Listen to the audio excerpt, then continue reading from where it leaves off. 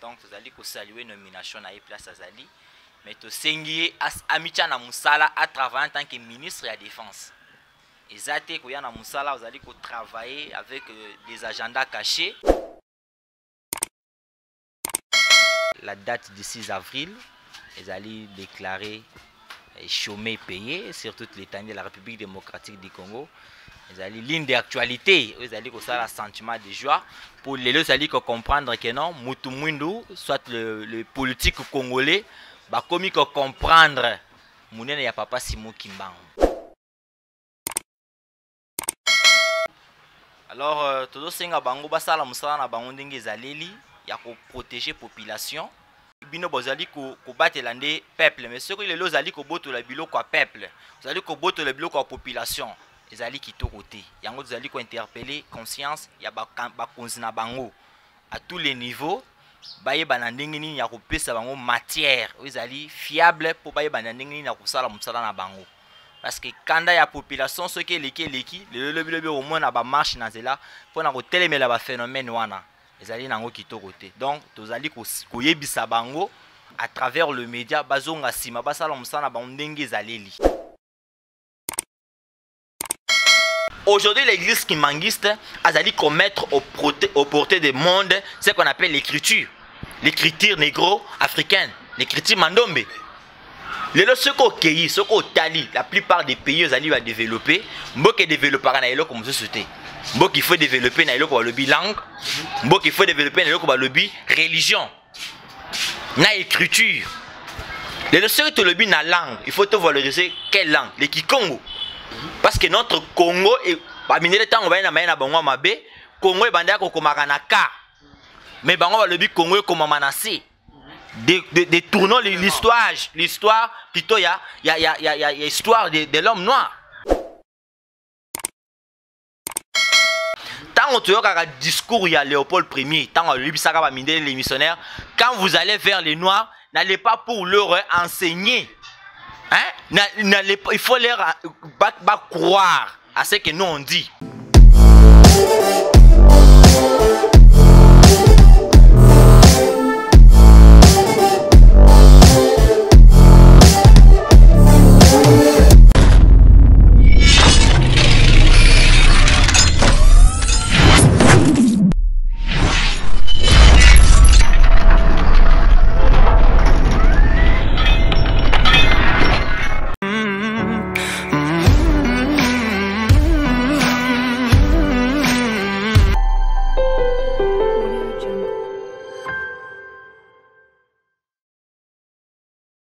À savoir est que vous êtes assez nombreux connectés dans votre chaîne, devant vos postes de télévision, matez la chaîne CMK Télévision et bienvenue dans votre émission Dis-nous un peu. Comme je vous l'avais dit au départ, une émission en caractère politique, en caractère général. Émission où il y a politicien, et acteur, comédien, artiste, musicien, et pour la République démocratique du Congo. Gracieusement, avant l'émission, na pesi mbote na nga na bino nyonso chers abonnés, chers internautes, obo mesana kolanda émission na bino Dis-nous un peu présenté par votre humble serviteur Cédric Mukondolo Kialanda, autrement dit CMK en sigle. Je salue gracieusement depuis INPP le formateur Papi Mbumba TB avec le formateur Jacques Matodi na filière, il y a présentation des émissions télé et radio. Sans oublier derrière les caméras, Plam Simba qui Mobala Moulaï, Aleki Giraffe Nago, mon général, je te salue Chila, Teresa Chila depuis là où tu es. Chancelier Vindouzi qui Mambo, on est connecté, restez scotché. Yamboto ban émission na bino na sengi bino bacher abonné à internet nyos ya CMK télévision. Bo s'abonner les sous massivement, bo partager émission na bino, bo liker yango, pe bo commenter yango à savoir et que yambote na yambaye to kobeta lisolo muke ya parti écologique soleil parti cher à docteur média dia le parti o ezali na ko lutter contre pollution ya environnement ya réchauffement climatique pe réchauffement planétaire mobimba en tout cas bango vraiment balandaka masolo etali salubrité hein masolo etali sécurité sociale masolo etali santé publique parce que eza parti eza na deux facteurs eza parti scientifique pe parti politique tokoyamba moko ya ba fédéraux o bazali ko représenter parti écologique soleil na ngiringiri toroyamba ye torobeta lisolo na ye hein yambote na développer plus azali kaka interfédéral ya commune ya ngiringiri te pona ko représenter parti écologique mais azali lisusu moko cadre na kati ya église kimbangiste o na koloba ete azali chargé ya affaires culturelles sociales au sein du mouvement de surveillance kimbangiste tokoyamba ye azali futur député national na kati ya circonscription ya Funa tokoyamba ye camarade Jonas Shawike Pagna tokoloba bonjour futur honorable. Bonjour camarade journaliste Cédric Mukondolo. Bonne santé. Non, kimi ezali na ngolo nzambe zobengaka ye paraclet. Na ngolo na ende tout ça na makasi. Na rotala debe ya selo tokobeta ate les paraclet promouvoir tout déjà. Ah, les paraclés ende kokamava tata ya bokonzi mokolo pe mande na kombo na ende tozali. Tomeka un peu kobeta l'histoire ya parti écologique. Comment se porte la santé politique du parti écologique Soleil, des partis chers à Dr Médard Dia qui est aussi membre de l'Union sacrée? Ya solo ndeko Cédric, journaliste par excellence.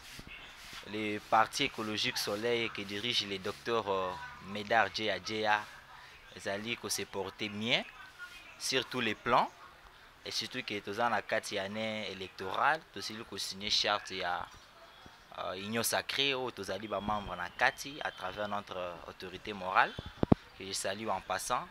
Donc d'une manière générale santé à parti ezali nango na kimia. Loco la santé à parti écologique Soleil, d'où je l'ai redit encore, le parti cher à son excellence, le docteur Médard Dia Oyo Batuba Mesana Kobengaye, Mobatele, parce qu'il lutte contre la pollution de l'environnement en République démocratique du Congo. Alors, ce qui est là, Ndenge Tozobeta Lisolo qui est commis allié, il y a plateforme électorale Union Sacrée, qui est ce qui est là, Bozu et Bonga na Maponami, Oezali Koya. Alors, ni Ekoyo Kozala na cahier de charge Nabino, parce que Nakota la capitale. Premièrement, capitale, il y a République démocratique du Congo, il y a ville province à Kinshasa. Ce qui mboula et beti, batu bazan raté sika kotsa lokolo. Moyen ko circuler ils la raté. Tout le monde a kaba inondation, mo keza catastrophique. Tout le monde a voir même ce qui mboula et beti, ba bouteille à sachet, ba bouteille plutôt en plastique, na ba sachet et comme moment ba poisson. Et comme on nager même le colo ya ba maï. Alors ce que le besoin est bon. Nini et koko za lokola cahier de charge na bino. Merci beaucoup journaliste Cédric. Cahier de charge et à parti écologique Soleil, ils allaient très clair parce que ils allaient na idéologie ou ils allaient koloba ensemble protégeons notre planète. Planète ils allaient bien commun au Nzamba de Tebiso. Nous devons les protéger sur tous les plans parce que ils allaient na couleur politique, ils allaient na couleur religiosité. Planète ils allaient pour na biso nyonso. Surtout aujourd'hui. Ce que vous allez côté la mikili na biso, vous allez beaucoup plus biter na ba maladie belé. Le ba malaria, le ba réchauffement climatique, le ba fièvre typhoïde. Donc ba maladie ils allez belé. So vous allez côté la spéculation ba maladie nyon surtout wana ezali kaka ko uta epai na biso moko ba vous allez ko bebisa environnement. Donc na cahier de charge na biso vous allez ko promouvoir protection environnement, la consommation de biodiversité. Avec l'idée qu'aujourd'hui, au moins, on au Lénine, on a qui puisse na poisson. Donc, bioté. Alors, il faut prêcher par l'exemple que non, c'est aujourd'hui la population congolaise, base une maturité, na conscience, il y a cultiver nature pour promouvoir notre environnement et aussi esprit à biodiversité, maladie aux alatés, peut vivre un environnement sain et agréable. ezali sain, beau, propre et agréable. Tout ce qu'on a dans les réseaux sociaux, mais casse na étendre na biso parti écologique soleil ezali parti ezali sélectionné vraiment en tout cas na kati ya union sacrée. To uta comme on a mukolo ya sortie officielle te mais mukolo ya signature ya charte tout le monde qui va présenter qui son excellence docteur Mesdames Dia. Alors na ko koloba ete nini ezali loko la préparation bozali ko sala tout le monde va lancer déjà que le 22 avril oyo 2023 et que la sortie officielle il y a plateforme électorale union sacrée. Alors mabongis nabino ezali nini par rapport il y a attachement nabino au sein il y a partenaire nabino union sacrée.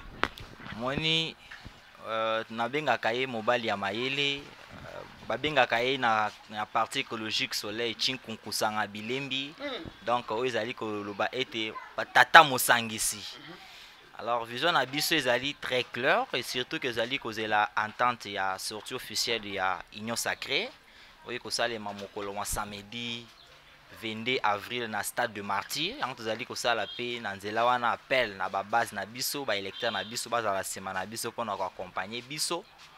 Mais matière ya parti écologique soleil que dirige le docteur Meda Dia, ezali matière moko très fraîche, ezali matière moko ya sika. Soleil viendra pour s'imposer et aussi ça à la face du monde en général qui est parti créer le 7 juillet 2019 au total qui juste après ma ponamia 2018 le parti a été créé et que ça la sortie officielle le 2 novembre 2022 tous ali sika mais tous ali na batu parce que matière na biso ezali vraiment matière à promouvoir. Personne ne peut pas échapper na matière wana ozotala protection et environnement. Et aussi, sortie officielle, il y a Union Sacrée, nous sommes déterminés, il y a des stratégies. Chaque jour, il y a des réunions qui se tiennent à niveau, il y a parti écologique soleil pour que donc soleil a déterminé face à cette manifestation. Le parti écologique soleil a déterminé pour la manifestation. Alors, tu veux dire il y a question moko, il y a des questions multiples, il y a vrai ou faux. Alors, dis-nous dans 2023, nous avons une période électorale. Alors, vrai ou faux que le parti écologique, malgré Azali allié à une sacrée, que yépé à quoi aligner les candidats. C'est-à-dire que le parti écologique, il n'y a pas aucun problème. C'est vrai ou faux? Wana ezali ya kobunga te pour ceux qui te l'ont na introduction na yo lobaki yango nous sommes à défendre une partie qui est scientifique du GRK toujours formé ba jeunes pour na makambo etali lutte contre le chômage. Aujourd'hui il y a des jeunes qui se disent na bakwa misala les alités mais chez nous on vous prend de cultiver intelligence à travers notre nature et aussi pour que ba jeunes bas s'autofinancer bango moko na kozala na kosala misala ya maboko. Kotala kezana ba jeune wana kotala ke mboka na biso ese bibina ba politicien ya kala. Nous devons maintenant aligner nos camarades et nos électeurs. Donc les gens dignes capables au ba ko défendre mboka na biso na mikolo ezali ko ya. Donc ezali vrai que na maponami ya Mobutu zali à 2023 les partis écologiques soleil et ko aligner ba membres ezali ko sala appel abandeko o bazana na distraction musika bisika bozali boya bo adhérer na kata parti écologique soleil poto yo bandina kokende maponami to pona ba sali ya malamu oyo bakotambisa mboka na biso na lenga ya kalate mais na ndenge ya sika avec idéologie protection l'environnement. Avec idéologie na ndenge ya kalate bato baleka ki bino mo bosili koyoka pe komona ezali solo ko beta na Congo toyebi ke ndeko Koffi Olomide mutuya babanga ka mutazana mwasi na sikote babanga mutazana mwasi na yo peut-être yem tazana gestion ya maîtrise ba défaut na ba carte mwasi na yo to yebi bato ba uta ki ndenge ni ba gérera ki mboka c'est à dire que zo senga mboka ezo réforme asika tozo mona bien même yemoko tata ye mokambi ekolo asida ko pesa point de vue ko ba etem azana besoin ba jeunesse ba soutenir kaka yete ba sa derika na ba parti tem mais kasi ba tsape mutu na bango wapi na maponomi alobaka ngo déjà tango sa la campagne électorale na yeke quand je serai élu président de la République démocratique du Congo je découragerai les politiciens congolais à faire quoi la politique et je déboulonnerai leur système na yebité déboulonnement système zo senga batata mikolo balonga batato balala ba pongi na ensemble tozo ko bakaka. Alors vous êtes fédéral ya commune ya Nguringiri les représentants du parti écologique soleil na commune ya Nguringiri par rapport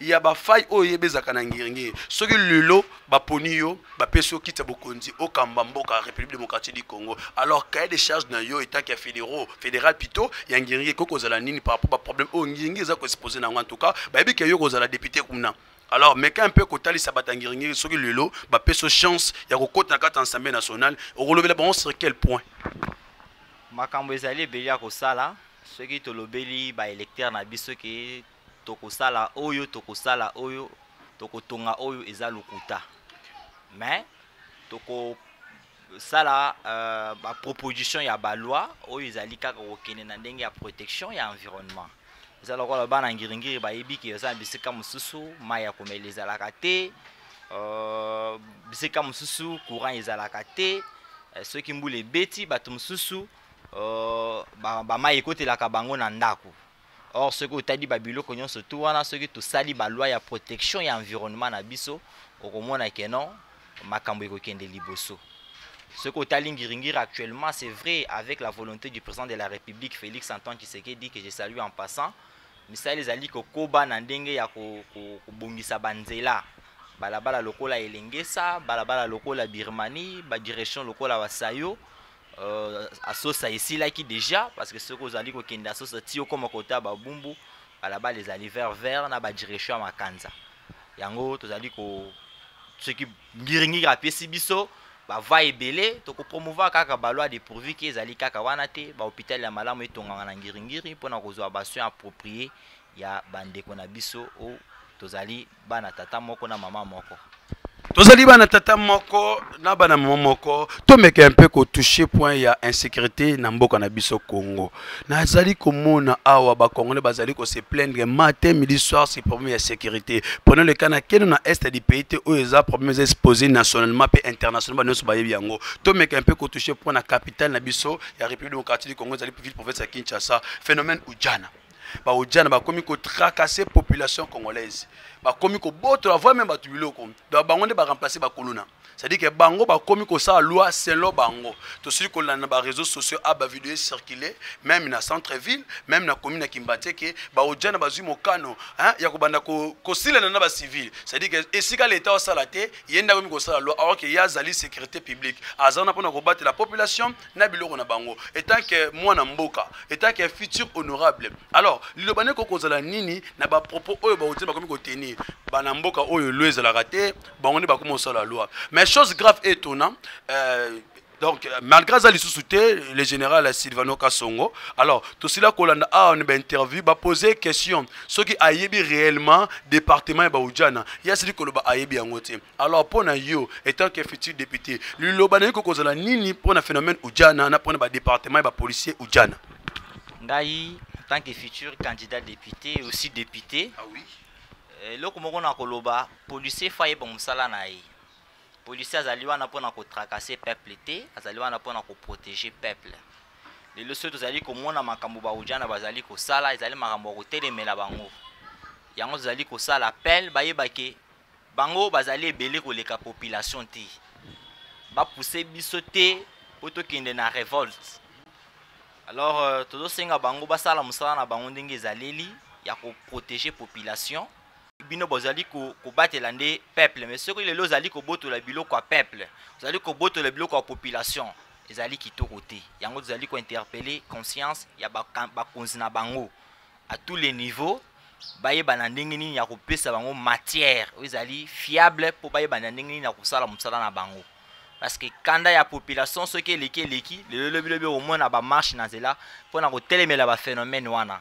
ezali nango kitoko te donc tozali koyebisa bango à travers le média bazonga nsima basala mosala na bango ndenge ezaleli yango o message tokoki kotika bango mpe basala mosala avec conscience na oyo bango bazali kosala ke tourmenter la population ezali bien ti ezali bien te ko tourmenter population congolaise en tout cas alors soki natali bango moko bambolombolo bazali kobebisa alors que pourrons-nous retenir na passage de Silvano Kasongo à la tête de la police nationale congolaise de la ville province à Kinshasa hein, en remplaçant Silvano Kasongo depuis le 17 juillet si je ne me trompe pas 2017 alors que pourrons retenir naï bon tokoki ko retenir makambo ebele parce que de la manière dont ye agiraki structure wana ya la police moni bato bakomi la période ya Kanyama.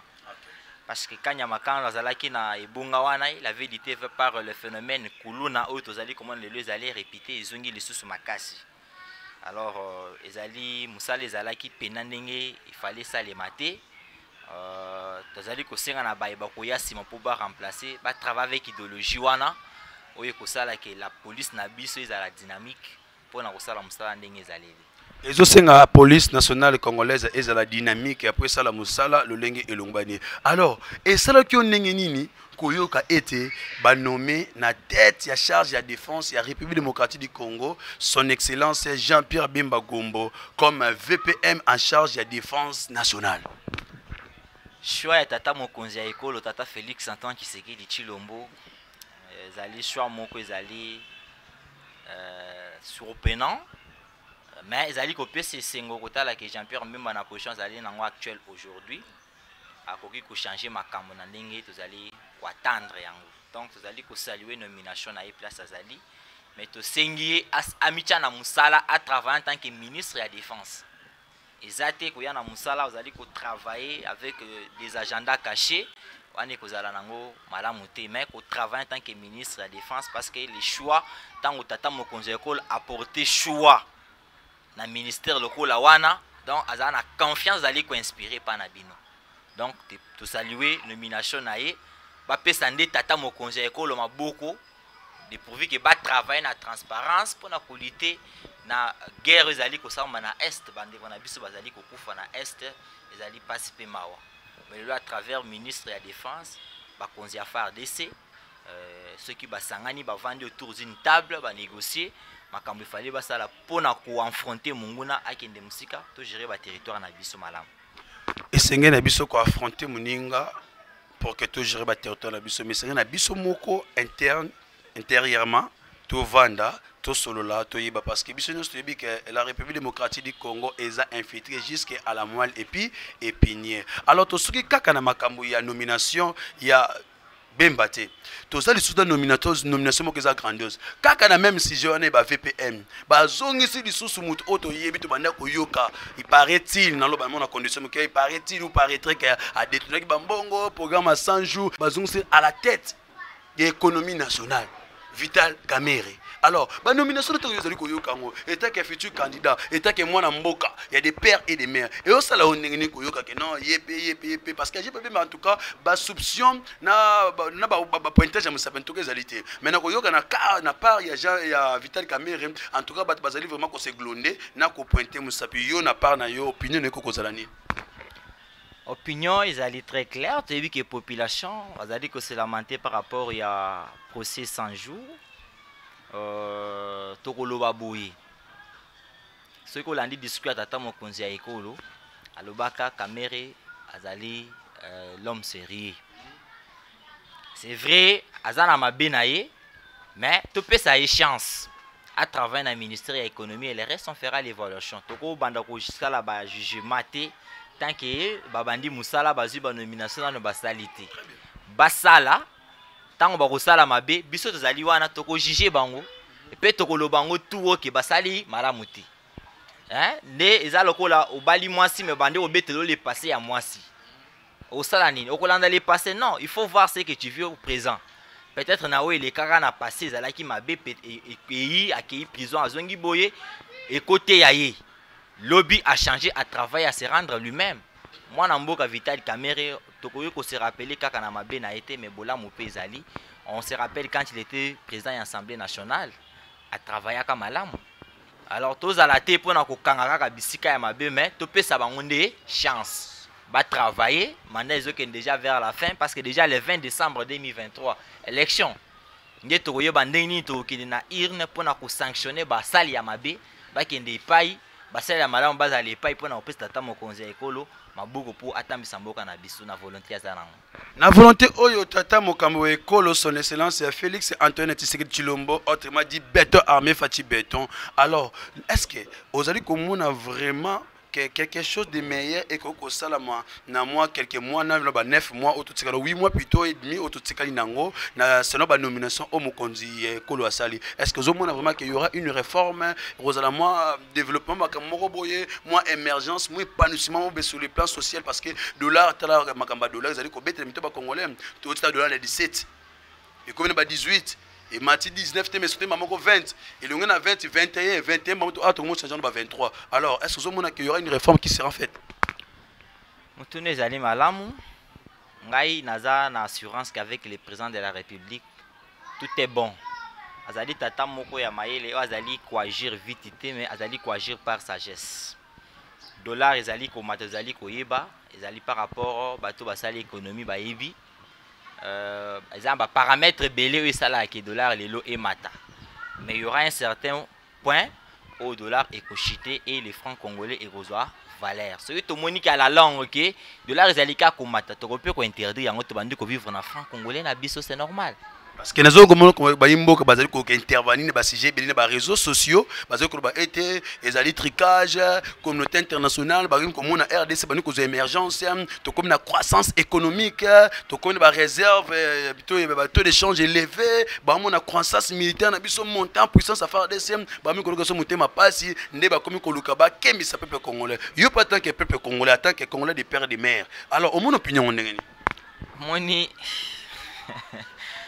Tango tata mokonzi Kolo azui mboka pona kokamba yango.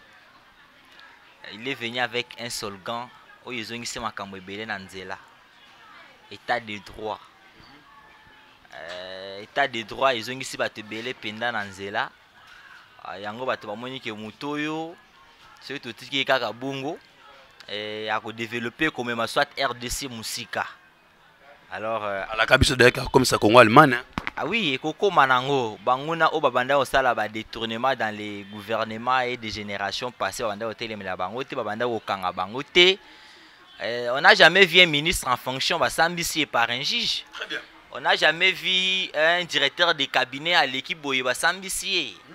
Les cas d'influence et belé na Katiamboka, Oyo Toko Kolobelate, les alliés grâce à état de droit, ils allaient incarner plutôt le pouvoir du président de la République. Avec Nayango, c'est bien que nous sommes normal. Tokobo sanelo comme côté que majorité azali ko travailler nango lelo, azali une majorité azali qui a été azali ko lité kaka Nayango, azali pe ko kende na suka yango azali ko sala éveil de conscience na population na biso. Bozala miso ko former poto doter na président de la République majorité oyo a ko travailler nango na transparence. To pe sa tata mokonzi ekolo chance ya kozana bato oyo azali na gestion na bango. Vous êtes chargé culturel des affaires sociales au sein du mouvement social de la surveillance kimbanguiste de la vie province de Kinshasa. Alors, tu me un peu coupé ta solo. D'ailleurs, premièrement, comment évolue l'église kimbanguiste? Les alliés nango à vie politique et religieuse. Merci pour nous ouvrir parenthèse religieuse. L'église de Jésus-Christ sur la terre par son envoyé spécial Simon Kimbangu. Les alliés nango bien. Avec le chef spirituel, sa grandeur, Papa Simon Kimbangu Kiangani, sa divinité, Zambé Molimo mon centre. De Tozali Kopé Saïmbo te Bisika Zali. Donc d'une manière générale, et surtout que Tozali un sentiment de joie que la date du 6 avril, ils allaient déclarer chômé payé sur toute l'étendue de la République démocratique du Congo. Ils allaient ligne d'actualité, ils allaient que ça un sentiment de joie pour les autres allaient comprendre que non, Mutumundu, soit le politique congolais, bah comme il comprendre Mounene ya Papa Simon Kimbangu. Les autres allaient comprendre Mounene ya Papa Simon Kimbangu, to comme mboka na biso, bisika et belé, parce que mboka o ils allaient mboka moko ils allaient très spirituel. Surtout que même dans ma commune, dans la Bible, on comprendre que la République démocratique du Congo n'est pas n'importe quel pays. Les alliés pays aux Anabonzambe na kasi na yango. Donc santé zali nango normal. Surtout que tata mokonzi aboulé, Papa Simon Kimbangu Kiangani, a utaki mobembo na mboka Braza, azana biso awa na ville province de Kinshasa. Alors, bato ebele bayokaka Simon Kimbangu bakoki kokanisa lolenge basengi kokangisa. Alors yo en tant que mokambi na kati ya église kimbangiste lelo meka un peu kobetela biso ma biographie mokia Simon Kimbangu en fait que baboni nyonso bazali kolanda na kati ya CMK télévision na République démocratique du Congo, na Afrika, na Amerika, na Asia, na Océanie, pe na mokili mobimba ba meka mpe ko comprendre Simon Kimbangu azalaki nani. Bazo bazoko yeba te bazo kanisa lokola uti dali neya ndenge nini tata mokambi we kolo son excellence Félix Antoine Tshisekedi Tshilombo akoki ko décréter que journée comme chômé payé Kimbangu les gens ne comprennent pas. Parfois ça crée la discrimination, parfois ça crée l'étonnement, parfois bato zo yoka kaka na sango. Alors mais quand un peu kotalisa bato bazali kolanda biso bayeba Kimbangu azalaki nani pe asalaki nini. Papa Simon Kimbangu toyebi ke batebele bazali ko se lamenter pour nani journal le 6 avril les à la férié chômé azana musala munene na sali ce que tozali ko reconnaître yango te ezali passe ya liboso to tchana mitu na biso que il est le libérateur de l'homme noir parce que en 1921 il est le seul noir oyo atelemela mundele pour lui dire un jour mundele akokoma mwindo akokoma mundele avec idée que bonga bisika lelo mindele bazali ko occuper mutu mwindo akokoma pe esika wana parce que ce qu'on tali depuis 1921 aucun noir azalaka président de la République, aucun noir azalaki na gouverneur, mais lelo zali komona lelo nous avons des députés noirs, nous avons les ministres noirs yango moni à travers colonisation belge. Et aussi Papa Simon Kimbangu il a lutté pour ça à cause de Eloba Moko wana il a fait 30 ans de prison, les 20 prisonniers du monde. Selon l'histoire et ce qu'on connaît, Papa Simon Kimbangu il a donné l'indépendance dans plusieurs pays africains. Alors comment c'était procédé cette indépendance? Indépendance, il y a RDC, mingi bazali ko yeba yango te. Mais il faut te reconnaître maintenant Papa Simon Kimbangu parce que indépendance il y a RDC et uta musika. Financement nango et uta musika. Oh. Mais laisse-nous nous dire la vérité sans se dévaler les faces. La personne qui a financé l'indépendance du Congo parce que c'est là qui procède.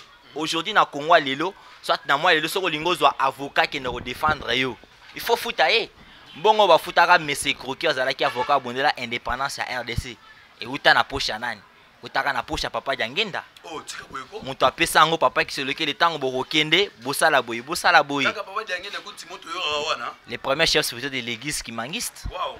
C'est bien lui le premier noir à travailler avec le blanc. Il fut le secrétaire général du gouverneur Peigné au Kassai, chez nous. Wow.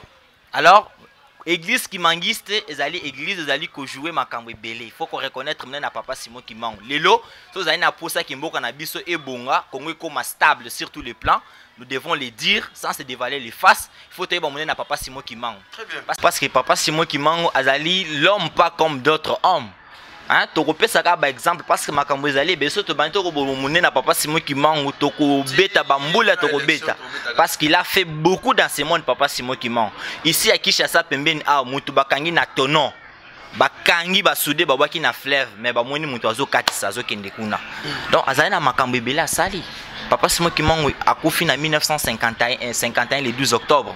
Alobi kitanga na kokufa bana nga misato ya mibali basi na bango bazana na zemi mokati na bango akobota mwana mobali nga Simon Kimbangu na zongi pour la troisième fois. Or déjà en 1918 azongaki déjà na nzota Papa Jangenda ba minele tango Papa Simon Kimbangu akufaki baye basali autopsie po baye ke muto akufi nini bakitali na kati ya libumu na ye eloko ezali te. Oh.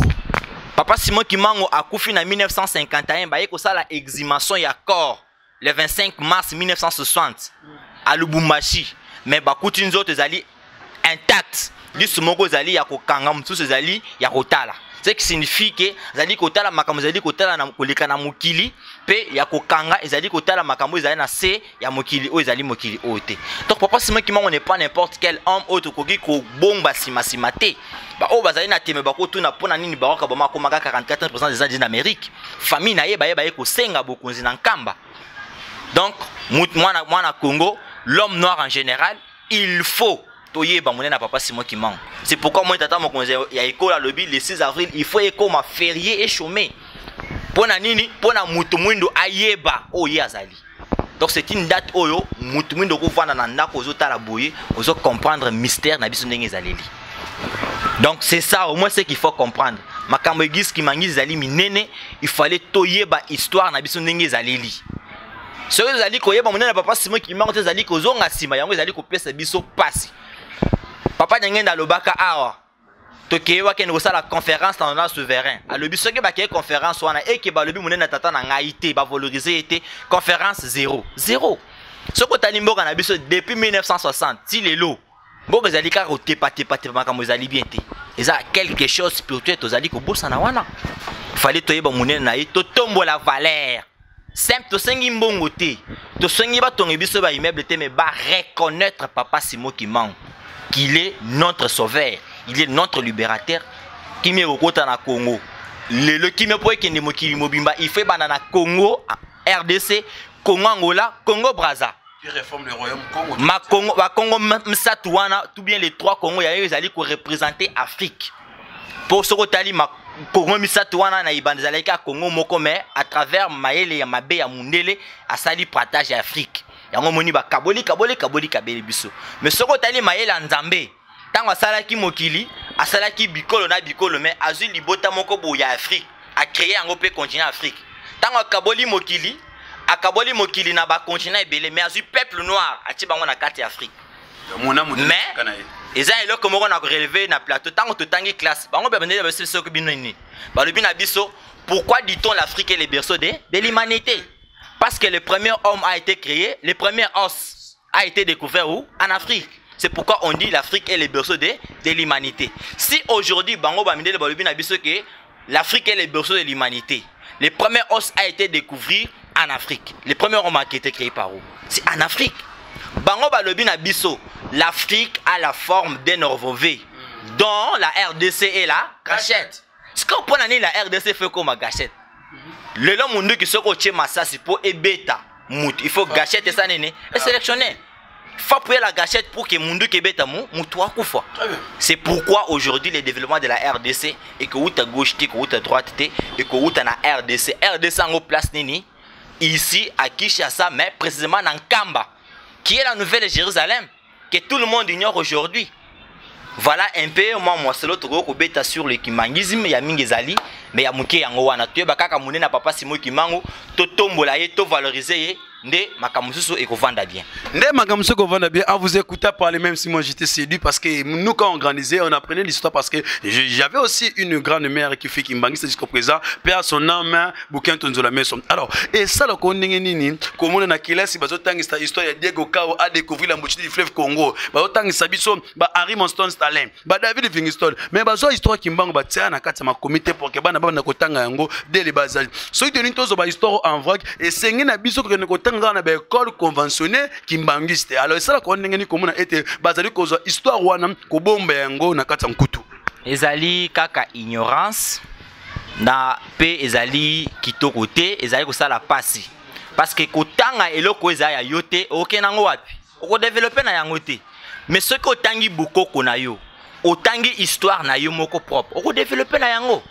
Aujourd'hui moi je peux même encourager le président de la République que le but que natanga tokozala na l'assemblée qu'on a faut proposer le droit que notre éducation aujourd'hui si on veut enseigner bana na makamba classe batang ça on a balang na biso na maternelle hein langue maternelle et ça la bien qu'on peut ça moi na mayeli l'histoire du kimangisme il faut la prêcher en long et en large parce que zali histoire moko o ezali ko pesa biso lobiko ezali histoire moko o ezali ko pesa biso pouvoir ezali histoire moko o ezali ko pesa biso maso na ngoposa. Donc il fallait les Mutumindo à comprendre qu'est-ce qu'il doit prêcher plus loin. Aujourd'hui l'église kimangiste a allé commettre au portée des mondes ce qu'on appelle l'écriture. L'écriture négro-africaine, l'écriture mandombe. Les ce qu'on tali, la plupart des pays ils vont développer, beaucoup développer na elo comme société. Beaucoup il faut développer na elo comme le bilangue, beaucoup il faut développer na elo comme le religion. Na écriture. Les seuls qui le na langue, il faut te valoriser quelle langue? Le Kikongo. Parce que notre Congo est le temps on va na bango mabe, Congo est bandé ko komakanaka. Mais bango le bi Congo comme manasé. Détournons l'histoire plutôt y a histoire de l'homme noir. Langue Kikongo, écriture l'église qui mangis met au portée du monde l'écriture négro-africaine qui est mandom. Religion C'est le kimangisme qu'il faut promouvoir depuis la démocratie du Congo. Parce que ce que le christianisme n'est pas est commis à travers la colonisation. Tant que tu as un discours, il y a Léopold Ier, tant que les missionnaires, quand vous allez vers les Noirs, n'allez pas pour leur enseigner. Hein? Il faut leur croire à ce que nous on dit. Mais bango ba yeba miré na beaucoup côté pour pas s'enrichir pas na bango. Na discours na le but que aller prêcher les Noirs pour l'enrichissement des métropoles. Ce sont les discours pareils au peuple congolais. Il faut comprendre, le peuple africain, il faut comprendre pour te vendre cette histoire na biso na ba classe, na ba université pour te développer makambo ndenge ezali ko kende. Et sengeli ko développer makambo et kende vraiment na bon sens. Alors, et ça la ko ndenge nini ko mona ba église de réveil ou biso ngana tango christianisme de ma part personnelle par rapport à ma connaissance na benga bango ba église de réveil. Ce ko ba église de réveil na ba même makambo ba langage discriminatoire moko na ko ba ete bino bo sambelaka ba nzamba ba koko bino boza ba église des noirs na habite soki bino boza église des noirs ba ba église des blancs. Alors tant oyoka ka ba propos wana et ça la ko ndenge nini soki lelo ozana message moko olingi au passé et puis on a vu l'église de réveil, le christianisme, mais de l'autre côté, boité, l'église de réveil, et quoi qu'on a dit. Au moni de Cédric, Kozanga Koyeba, Eza Liwaya, Yandambu. Papa Denge Dabande Koloba, Mutumwindo, Autawapi. Ah, Longwa Kuna Lingoba Batumwindo. Ce que Zali Lingoba Batumwindo, Yosiko Zalimwindo Owokende Wapi. Or, chaque peuple a un ancêtre naïe, chaque peuple a un sauveur naïe, chaque peuple a une histoire naïe. Bato bazana ignorance, il fallait bazonga sima baye bani to ko sala. Parce que les mystères autres na yango, les mystères que quand l'église qui mangue, les mystères moko ezali très capital. Oh muto se fa comprendre. Bandeko na biso bazali ko tia makelele gauche droite, mingi basi bayebi. Mingi basi ba sosoli mone na tata simo ki man. Mais eloko ezali ko sala bango soni pona koloba. Mais biso ezali koloba yango tuo. Azali motine na mi ya siki ya nkolo yiso aye pona ko bundela biso. Aye pona ko pesa kimia à part ye. Mususu azaliti. Donc nous devons nous mettre derrière lui avec l'idéologie o azali na yango pona kimia e ya kimia tokenda ko luka gauche droite. Eza musikate ezali ka ipai na biso a. Kimia ezali pa na biso na Congo na RDC na Afrique. Faut te vendre ça makambo ndenge ezali to valoriser nkamba qui est nouvelle Jérusalem. Yango ndeko ba pasteur bolingate. Ba kolingate. Ce que bazali kolingate, bazali ko ba retomber na histoire ya roi Ézéchias. Ce que tangi histoire ya Ézéchias azali ki na mbeto hôpital atindi basana yeba ki na mboka moso ba kende koluka basali. Nzamba atindi prophète kendo yebisaye na mbeto azali wana kolongwa te. Pona nini pona kozanga koyeba keno na mboka na ezana ba prophète o bakika obiko na maladie ezalaki na yango. Hein, to comme ça Congo bongoté. Je pourrais vous donner un exemple. Tout ça na ba chinois. Ou bien le sero qui est na Bouddha contre les bouddhistes ba kondima yote. Sero qui est na Rome place papa zali contre le christianisme na kondima yo. Mutazamo kondima zalité. Mais pourquoi en République démocratique du Congo nous devons avoir la multiplicité des religions? Hein? Au sero tali binzambi ba église wana eleki na ba hôpital ebele. Ce qui m'a dit que milo ba ki bazali busolo. Basanga na tout l'église de réveil, bako makaka eloko moko basa na représentant moko. Mais pourquoi nous avons plusieurs au côté na balabala? Moko kuti 10, 15, 14 églises de réveil. Non. Ce que molimo zali moko, Yesu azali moko, basangana baluka bonzambe moko. Bosangana baluka bonzambe moko ça n'engage que moi. Alors tant au monde na kalelo be ba soi-disant mais ba élu de Dieu le rôle ba pasteur na ko tangana kombo moko to sala sonne ba pasteur prophète Denis Lesim a pas parvenir ko longola bilamba na ba réseaux sociaux ko kene ko kota ba net club ko zo bas ko ba zo sala dine fierté bon moment te ba se ba nduma to ko loba ba zo matélé ba zo simbaye lui c'est dit que non c'est bibliquement. Alors vous en tant que kimbangiste bien enseigné bien fait au ko mona belemana en comparant ça avec l'église kimbangiste malgré la comparaison n'est pas raison en comparant ça ces effets là comment vous le trouvez? Journaliste Cédric, nakokota mingi na ba vie privée te. Mutu na mutu aibi o yazali ko sala. Mutu na mutu aibi o yazali ko sala. Parce que de l'autre côté là-bas il critique toute l'église kimbangiste. Ceux qui bato bazali ko critiquer l'église kimbangiste et talika ka bango. Mais baye ba ke Kimbangu n'est pas n'importe qui. Kimbangu n'est pas n'importe qui. Batu na ba mindele na 1960. bakimaka mbangu po anini.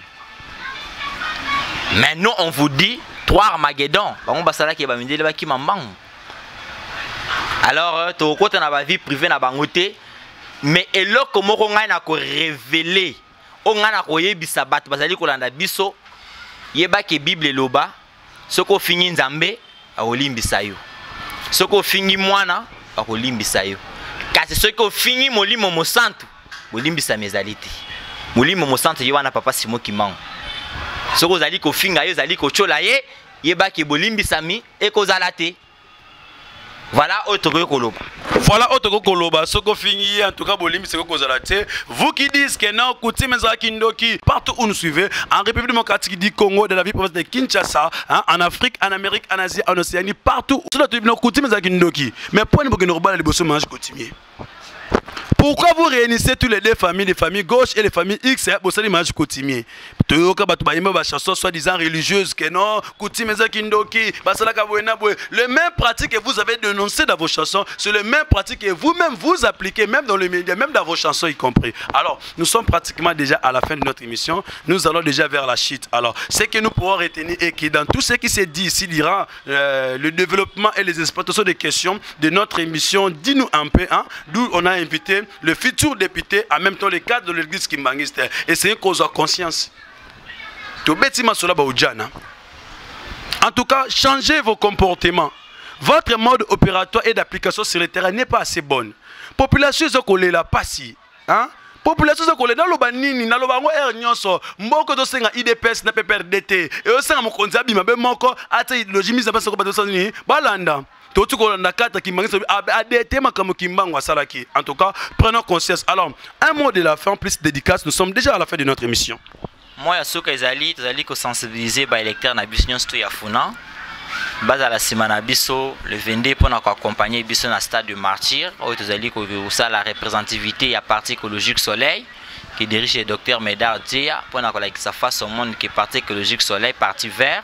Ezali wana mot de la fin zali tozala na mayele ya koyeba kitokoza na mobu ya maponami tozala soudé pona ko sanctionner ba politique ya kala to pesa ba jeune chance ba jeune ya mayele ba jeune nyonso tout mais ba jeune o ba ko développer mboka na biso à travers biso moko pona ko promouvoir la protection de l'environnement na mayematali dédicace to kozongi sa matondo mingi pe to pesi mbote na tata mokonzi ya bule le paraclet papa Simon Kimbangu kiangani bisika zali nzambe molimo mosantu to pesi mbote na bakonzi nyonso ya lingomba mbote to pesi na le docteur Medar Dia azali mokambi ya parti écologique Soleil mbote na ba député provinciaux nyonso ya funa ba camarade d'excellence honorable James Mbouila Nkunga les camarades Ntimba Monique camarade Mbouyi camarade Stani camarade Solange camarade de Marcelin Mayoma, tous les députés provinciaux à parti écologique Soleil, Topesibino Bambote, Bami et connaissance Nabisonio surtout Topesibino Mbote, Bisika Bozali, Bozali ko saluer ma mère propre biologique, on a benga Robenga Mingi, Yaloufo Ango Chilumba, Topesimbote en passant, et aussi Batignon tout Bayebi Biso na combo ya Jonas Chao Kepanya, les meilleurs du moment. C'est la Ming Babenga les meilleurs du moment. Parce que Zali ko apporter lumière moko boy sur la scène politique et aussi religieuse de base à la biso ilongo ba to tangi kombo na ba to tangi kombo te to tombeli bino mbote ya malamu sans oublier camarade Bukasa Eli Richard Kakulumba bozali pena ebele mais ba to tangi bango wana pona mokola lelo to sukisi wana pona mokolo to sukisi wana to kezala ki plaisir nga ya koyamba ye azali futur député PK de l'église Kimbangisi hein son excellence le futur député mais son excellence l'honorable député Jonas Chauke Panya en tout cas c'est l'homme du moment en tout cas un grand merci na Kolonzambe soki était nani susu yema ko lobina ma commune o ko batela akosala musala mpunda soki mo bateli abatelité tozala soudé biso ba congolais de père de mère aussi ko loka message tozala biso nyos na sima ba parti politique na biso na sima ba leader biso to ngato voter hein ba déboulonner système makamba sika eya hein to betima sur l'église bino ba kambi église ba église en tout cas esengi na bino ko perdre ba buya nzambe malamu ba tamla na bonne voie en fait que ba ko bunga nzela te pour que bonzambe na bino na kombo ya nzambe zali ko miape ko salela